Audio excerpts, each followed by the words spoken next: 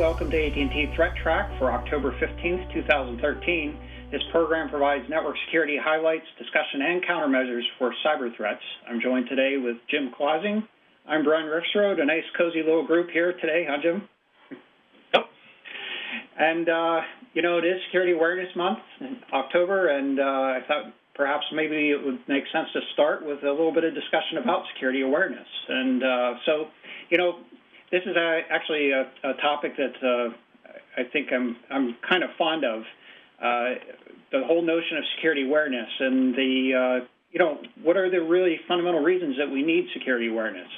And I think it's useful to kind of think about that kind of a topic and see how we get to the point where we need to do certain things, and that sometimes is helpful for us to understand how we can improve on the situation in the future. So on the context of security awareness, there are actually two aspects of this that we'll want to talk about a little bit later here. But, kind of looking at the sort of the causal aspects of this, the types of threats that we're dealing with, they've increased in terms of quantity, sophistication, and subtlety. Subtlety being actually a key thing. It requires that we have a lot more insight into how security threats manifest themselves, what little tricks they do in phishing emails or on phishing websites, and the things that you can look for indicators of those types of things. So I think we've talked about on this program, sort of a counterpoint, we've talked about on this program that these notions of a Nigerian prince, these emails, they have a lot of typos in them or might have poor English in them, and that actually is at least theoretically deliberate. That is, folks that are going to fall for that type of thing are going to overlook those sorts of aspects. So they're certainly getting more sophisticated. The types of information that we are processing in automated systems are certainly becoming more diverse and more sensitive. So whereas even just a handful of years ago, we wouldn't have even thought about, I guess we were thinking about it, perhaps there was significantly less, but there was certainly a lot less health information, a lot less personal information that was processed in IT systems. Now we're going to a very electronic world, and so in the context of that, there are opportunities for those things to be abused, and so therefore we need to be aware of those aspects and sensitive to the criticality of those. And then more IT functions are becoming critical. That is, oftentimes we tend to think about confidentiality and integrity, but we've tried to emphasize on this program a number of times that availability of systems is also a security attribute that we have to be paying attention to. So another aspect of security awareness. And then, the fact of the matter is we're not in complete control. One of the things that I've tried to emphasize with some people that I've talked to recently is that there's a tendency to want to try to, define what the network is, draw a line around the perimeter, and then have complete control of it. But the fact of the matter is we need to be in a position to protect the network and protect systems despite what may be connected to it or what is connected to. I think I'd heard Steve Bellevin many years ago, and this was actually many years ago, 15 years ago or so, and he said that, everything's really interconnected in some way or another. If you believe that it's not, you're probably in denial. That's a situation that we simply have to deal with. So we need to kind of assume everything's connected, or at least assume that things are connected to the network that we don't really want to be there, and be prepared to connect or protect against those things. Yeah, we've seen that trend a lot more in recent years with the whole, bring your own device kinds of things, now that everybody's got the mobile phones and the tablets and everything. It was bad enough, 5-10 years ago, but it's gotten so much worse when everybody wants to bring their own device and have it on the local wireless network or tethered to the laptop or whatever. Yeah, very good point, Jim. I think we're at the point now where we're actually starting to embrace the notion of connecting things that are outside of the control of the enterprise, or at least, partially outside of the control of the enterprise environment.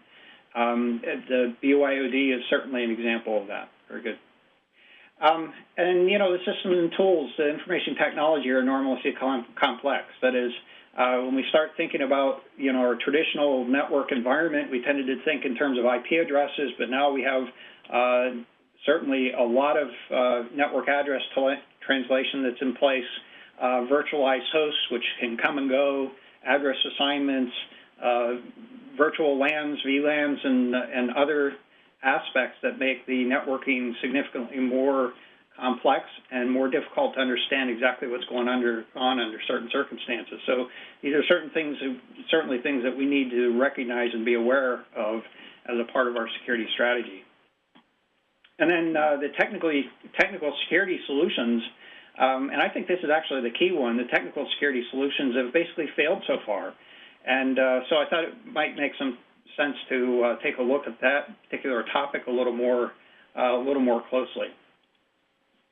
So looking at the failed technical security, you know, I kind of categorized into three broad categories of what happens with security things. And the first and foremost, I think, is that, you know, a lot of systems are designed today, implemented, and put into operation without the security features that are fundamentally needed.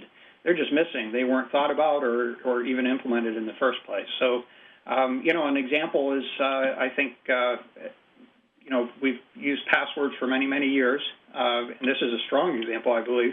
You know, the big threat against passwords is that they can be social engineered, they can be stolen.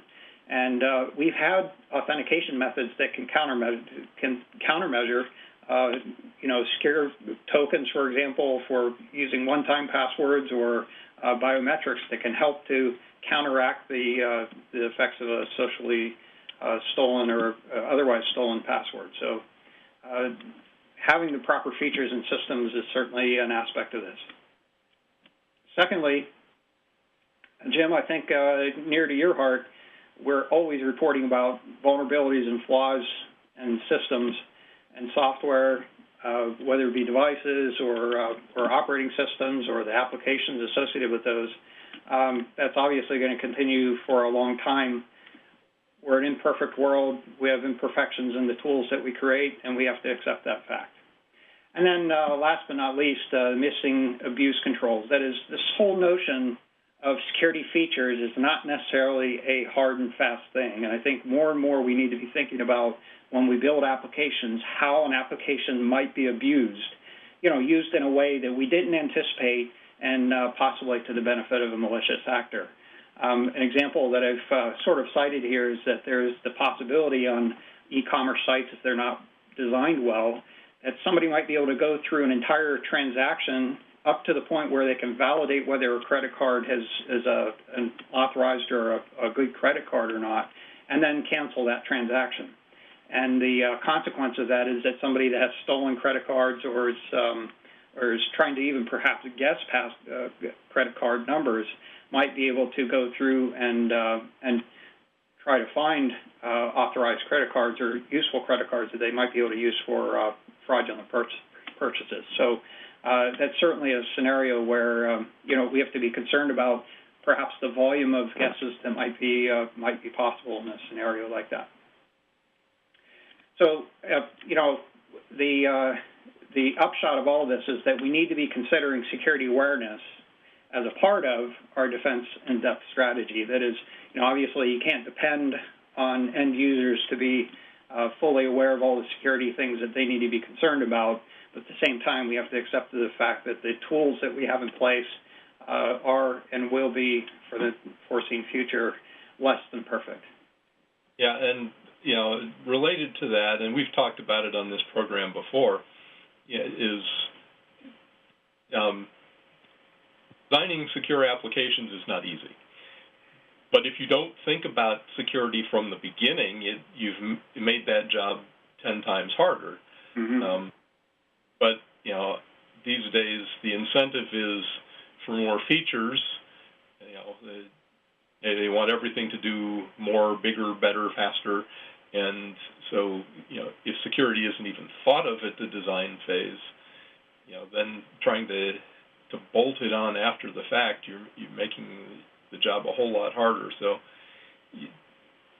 part of awareness to me is getting developers and their managers and so forth to be thinking about it earlier in the process. Absolutely. So that's a nice segue there, Jim. because the next aspect of this is, well, what do we, question is, how do we foster a security awareness program or security awareness in general? I think, obviously, this program is kind of preaching to the choir here. We have a number of folks that are watching this, but I suspect that there are folks that are already cognizant and aware of security topics. And I guess it's our responsibility. We need to go out and sort of be the evangelists of security, make sure that we're sharing with our upper management things that they need to be paying attention to, and getting that spread around organizations, as well as making sure that we're asking the right questions of folks that are supporting our activities. And, some of the examples here, oftentimes if you ask somebody what they're doing for security, they're going to give you the standard things. We have antivirus, intrusion detection, and firewalls. But you really need to get a little bit deeper into it. Start asking about, well, have you thought about this particular application and the security that's specific for that? Who's going to have access to it? What kinds of things they're going to be able to do? Can it be abused in particular ways? And those are the kinds of things that I think will help to get people really thinking about security instead of sort of checking a box with a few devices and a few pieces of software in the system. So that's one example, and also to the point here, I want to make sure that we're very cognizant of this aspect of availability, that availability is a big piece of what we need to be thinking about, and how those things play against some of the other security things that we're concerned about. So sharing with our upper management, sharing with the people that are supporting activities, as well as, developing a more general security awareness activity. So there are the folks that are working on applications themselves, but we also need to have the folks that are using applications, again, cognizant of some of the security concerns that they need to be paying attention to. And I've borrowed this particular example. This was a slide that our producer, Nancy Grover, had shared with folks at the AT&T Security Conference last month.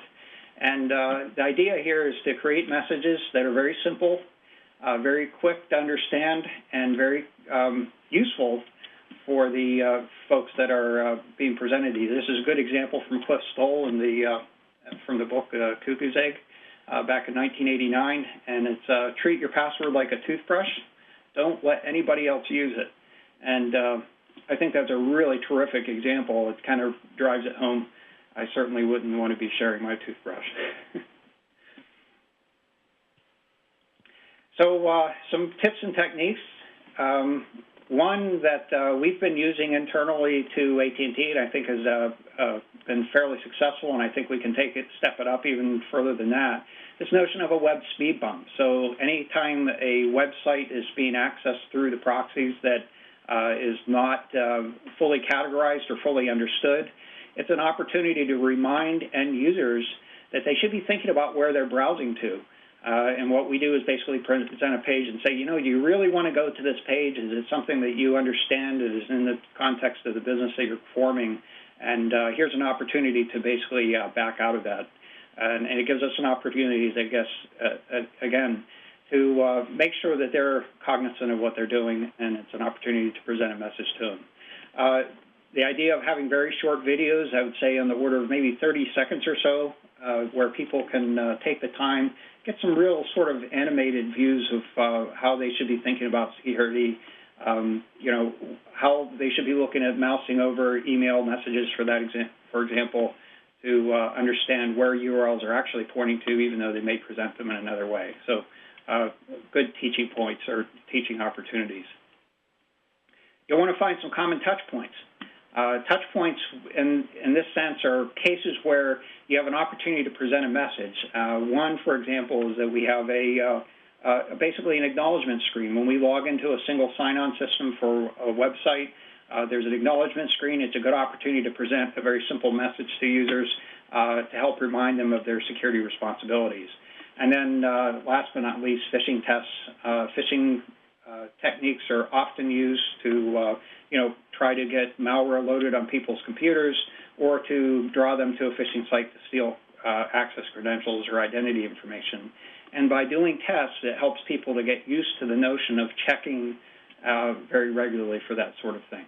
I know some organizations who have these tests pretty much ongoing continuously, and if they're good phishes, they're hard even for those of us who who like to think we're aware of this and are careful about this, still get caught from time to time. Mm-hmm. Absolutely. Yeah, this is it's something that really takes a lot of reminding.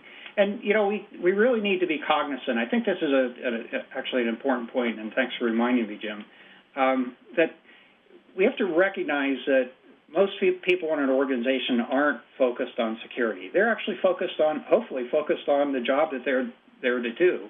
And so it's sort of an uphill battle from a security standpoint. It's a challenge to help them to understand what they need to be focused on and still not distract them too much from what they really need to be doing as a part of their job.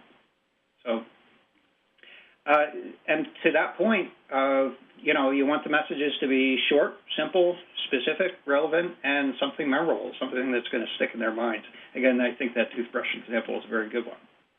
Now, I think we should try to ramp this up just a little bit more. The opportunity here is to not just be thinking about security awareness, but to think in terms of the concept of crowdsourcing. Anybody that's familiar with Wikipedia, I think that's the poster child of crowdsourcing, the idea that if you get enough people thinking about something, even if they're only thinking about small portions of it, you could really gather a lot of information from that. And so for any organization that's of any size, just take, for example, if you have an organization of 1,000 people, and if only 1% of those are thinking about security or have an interest in security and are paying attention to it, that gives you 10 more people that you wouldn't have had necessarily to help with security topics. So that would be things like, reviewing emails that are coming in and then reporting those types of things, anything that they observe that they see as suspicious. So the idea here is to get everybody as a participant in paying attention to security concerns or looking for suspicious activity, and then bringing that idea together with the notion of not necessarily just having a network operations center, which is kind of formal, a little bit staunchy in nature, but the idea of a help center that is a little more welcoming to folks to call in, maybe ask questions about security, and feel more comfortable with reporting things that just maybe look a little bit suspicious and they have a little bit of question about it, rather than kind of being in this, if you call here, you might be in trouble kind of thing. Yeah, well, and that's really useful. I mean, the folks who, if you can get them to report the things that just seem a little odd to them, that's been really helpful in some of my own investigations in the past, where it was brought to our attention first because it was just a little odd. So if you can get more people paying attention to it and reporting those things that are seeming a little odd, even if it means some more work weeding through it to figure out whether or not there's really something wrong there, ultimately I think you make your enterprise more secure if you can get people to be more willing to report rather than being afraid to report, because they're somebody's going to call them, yell at them for reporting something that wasn't malicious or whatever. Yeah, absolutely. And we made reference to Cliff Stoll. He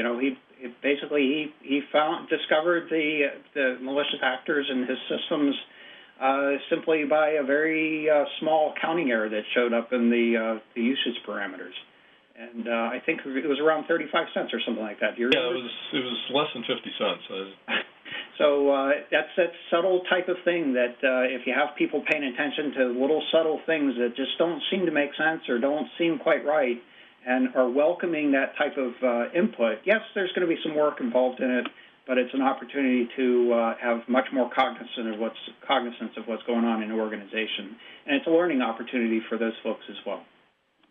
So I wanted to share with you some useful resources, a couple of them that I happen to run across. One is the Securing the Human. This is a part of the SANS organization that is intended to help organizations with security administration activities.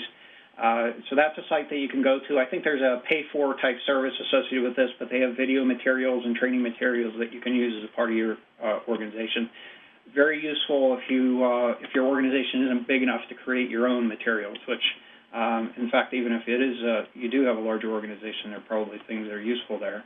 And another one that's it's called Stop, Think, Connect, which is, I think, a little more oriented toward helping individuals to understand more specifically what they need to be paying attention to, especially reading emails, that type of thing. Yeah, and another one that we don't have on the list there, but I think is worthwhile for, especially for our audience, people who are more involved in the security realm, the SANS Internet Storm Center, which I volunteer with. For the last few years, every October we've done something for the Cybersecurity Awareness Month. And a couple of years we did, a post every single day of October, and you can find the old ones by going to the isc.sans.edu and the tag CSAM, Cybersecurity Awareness Month. This month, what we were doing was looking at logs and, trying to help folks understand what kind of information is in their logs, DNS logs, firewall logs, radius logs, those event logs. So for those of us that don't necessarily spend a lot of our time looking at that, or even for some of us that do, there's always new tips and tidbits that can be picked up there. So for those who are active in the field, I think there's some good stuff over there too. So the tag is CSAM. You can find all the posts for Cybersecurity Awareness Month. Yeah, very good, Jim. In fact, I think you really kind of closed it in with that, closed the topic that, in the sense that it's awareness that is for experts to get more in depth in terms of their awareness of the security topics or the breadth of security topics they need to be paying attention to, but as well as the general public or general workforce in this particular case, if you're concerned about an enterprise, and making sure that they're aware of the things that they should be paying attention to help protect the organization as a whole. And very complimentary, absolutely. So with that, Jim, I guess you have some information about a new vulnerability that's, I guess, still on the, we're still looking forward to a patch for that. Is that right? Yeah, came across this one yesterday, and we've talked about, some of these embedded devices and some of the, home routers is one of the things that has been a topic on this show, dozens of times since we started doing it.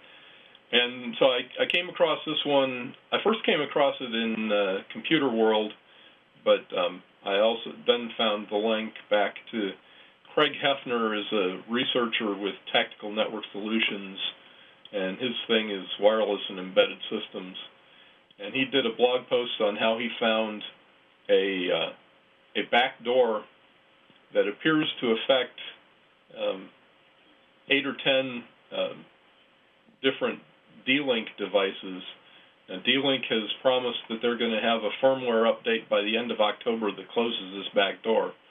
But essentially, if you set your user agent string on the browser to this special string, and then you go browse to the management web interface on the router, you can modify the settings without having the password. And hopefully the management interface is not exposed to the internet side, but we've seen attacks in the past where folks have used JavaScript or whatever to launch, even have malicious web pages that when a user inside launches them, it'll actually try to access the router from the inside. So just because it's not exposed to the internet doesn't mean it's not a danger. Yeah, I think just a more specific example, you mentioned the JavaScript one. I'm not sure that this was I don't think that was the mechanism that was used in this particular example, but with the DNS changer malware, one of the, or at least some versions of that, they would infect the end user's PC.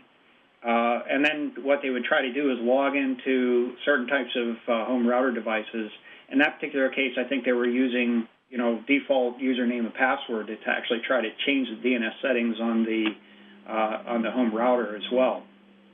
But in your particular example, you're absolutely right. They can basically use the end user's computer as a means to sort of proxy this sort of an exploit. And so you want to be paying attention to, first of all, make sure that your management interface is not exposed to the internet. But secondly, be sensitive to the fact that until this actually gets patched, there is some vulnerability that the management interface could be accessible. Yeah, and one of the things we've talked about it a number of times on this program. When the patch becomes available, it's not going to be something that gets automatically applied to all of the devices without any human intervention. Mm-hmm. Folks need to be aware of whether or not they've got one of the devices that's vulnerable to it. Then they've got to proactively go out to the D-Link site, download the firmware update, and then go back to the management interface and go through whatever the firmware update process is for that. And that's something that we do, and it's something that we talk on this program a lot about how automatic update has improved the general security, even though there are occasionally problems with it. But this is one of those cases where there is no automatic update, so it's up to the users to actually find the vulnerable devices, find the patches, and apply them. Right. I think most of these don't really have, they may be starting to get some. I'm not aware of any even notification programs for new patches that are coming out at this point.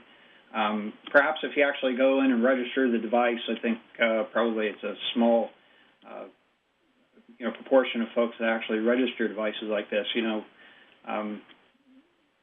Yeah, I think you're right. I finding out about updates for this kind of stuff, firmware updates for these kinds of devices, can be tricky, can be difficult.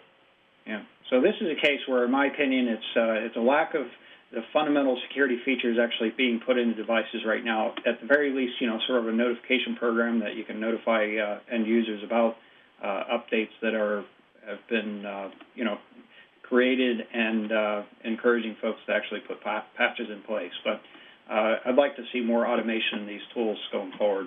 There certainly is the capability in the devices to do that. Yep.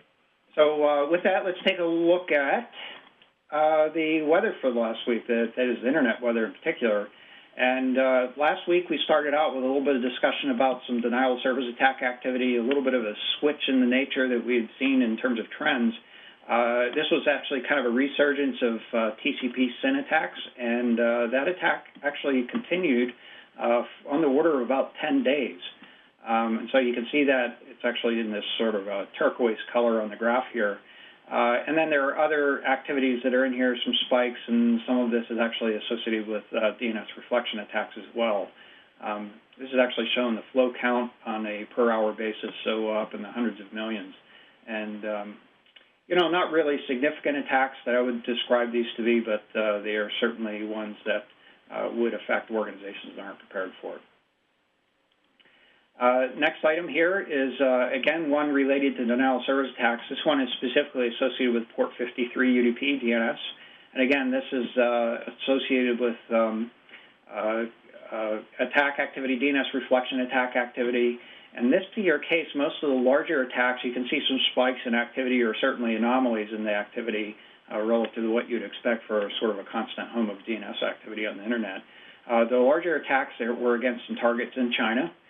There were a variety of targets. I'm not sure what the motivation behind them were, but one of the observations was that some of the targets of attack were in fact authoritative DNS servers, authoritative name servers. And when you have a DNS reflection attack against authoritative name servers like that, it can be a little bit of a burden to try to mitigate, because you would expect to have DNS activity there. Now, one of the nice things with an authoritative name server is you wouldn't expect DNS responses to an authoritative name server. So that's one of the reasons that it's recommended that you separate your authoritative servers from resolvers, so that you can make the distinction between the two in terms of traffic activity and make sure that you're not getting those DNS responses into the authoritative servers. So I don't anticipate there was a lot of trouble mitigating these attacks, but there's certainly, again, it's the theme here is that you need to be prepared for it and have configured systems to be prepared for mitigating or dealing with these sorts of attacks. Next item here is scan probes on port 6666 TCP. I don't know what the motivation behind this is. I don't know what applications actually use port 6666. But most of these probes were actually from a single source in China. This is not particularly aggressive activity. It's actually very short spurts of what I would describe as aggressive, but generally speaking, not a lot of activity taking place. But it was interesting to observe that the same source that was doing these probes had also been observed doing probes on a number of other ports, port 80, 81, 6160, 8012, 8048, 8088, 9896, and 12883 were among those. And so there clearly is some activity to look across the number of different ports. Again, I'm not sure what the motivation was. There's certainly a variety here, and the only one in this list that's entirely obvious to me is the association between port 80, which is your typical web services. Yeah, the service that I see most on 6666 is IRC as an alternate to the default of 6667. Well, that's a good possibility, and we did see some similar probing activity I think we reported on last week on 6667. So there may be some motivation for digging out some IRC servers. Traditionally they've been used a lot for botnet command and control. They still are used to much more limited extent nowadays. But even legitimate IRC servers can be used to facilitate that command and control, and so maybe they're looking for that sort of thing. Next item here is port 5903 TCP. This is, again, an alternate port associated with VNC, Virtual Network Computing. Last week we reported on 5902, and in prior weeks, actually, it turns out that this activity associated with this, and it's in this particular graph, by the way, it's shown as the blue activity as port 5903 activity.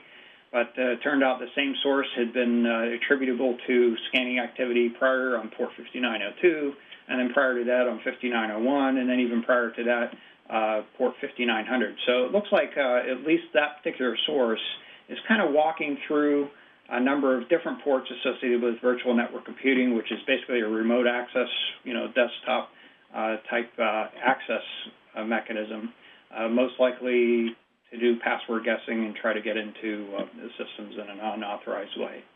So this graph doesn't show port 5900 on here because there is a lot of other probing on that particular port, but it does show the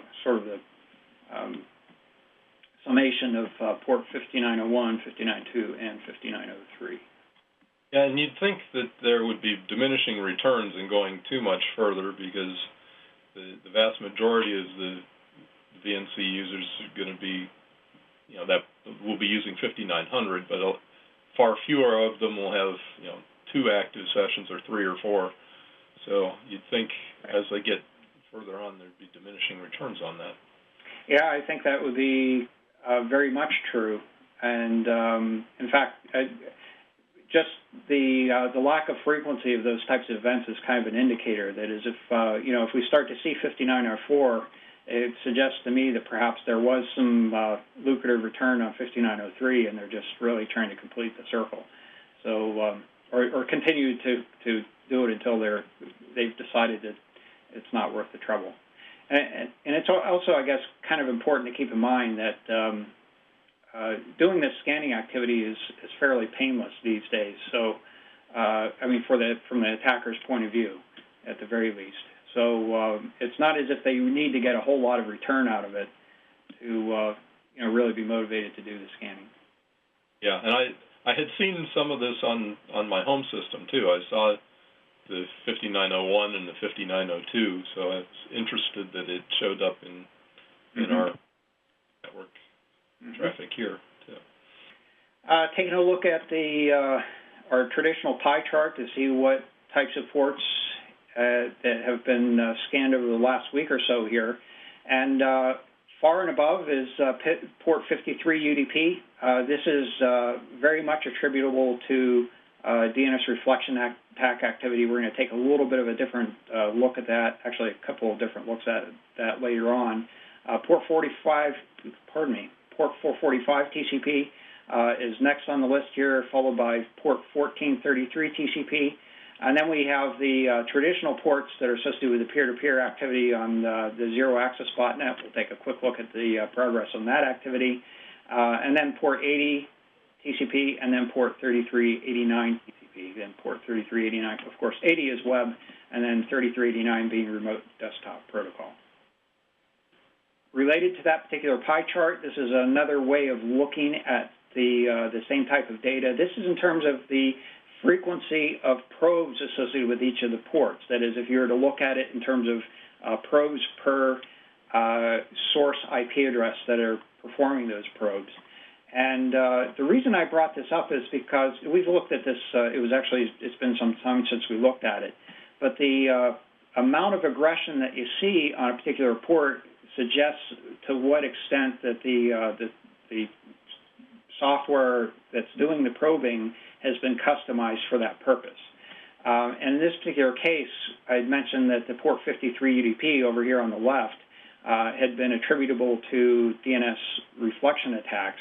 And basically what we're seeing here is that there are many sources that are doing the probing, so to speak, and as a part of that, they are actually spoofed source addresses. So in terms of the number of addresses that we see, it's a relatively small number of addresses compared to the number of probes that we're seeing. So that's why it shows high on the probe aggression index. So this just gives a little bit of a relative perspective on how aggressive the activity is on particular ports. Next item here is looking at the most sources doing the probing. And on the top of the list, port 445 TCP, as usual. We see the P2P ports associated with zero-access botnet, and then port 80 TCP web. So nothing really particularly interesting here. But since we do have that P2P activity for the zero-access botnet, I wanted to share with you the progress associated with this. We're showing the last 180 days of activity, and you can see that there clearly had been a significant ramp-up starting around the beginning of September here, I guess in the second week of September, where it really started sort of on an upward trajectory. It seems to have peaked out right around the beginning of October here, and then there was a little bit of a drop and a dip, and it seems to be sort of maybe perhaps picking up again a little bit.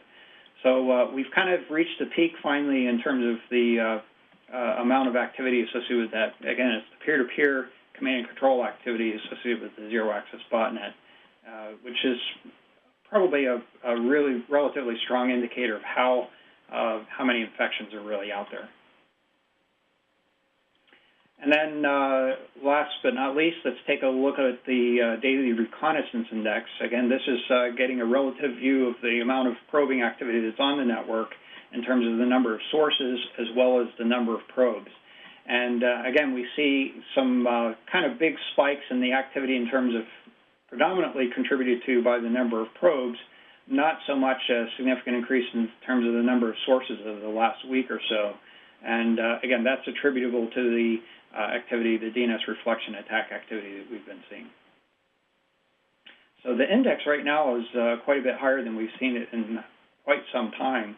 We're actually looking at about a year of activity on this graph, and the highest it had been, which was around December last year, was up around 45, and we're approaching maybe 48 on the index at the peak here over the last week.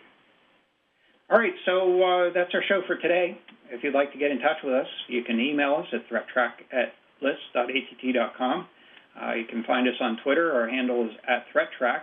ThreatTraq video is available on the AT&T Tech channel. It's also available on YouTube. The AT&T Tech channel, by the way, att.com/ThreatTraq. And you can subscribe to an audio-only version on iTunes. Thanks for joining us today. Thank you, Jim. I'm Brian Rexroad, and we'll be back next week with a new episode. Until then, keep your network safe.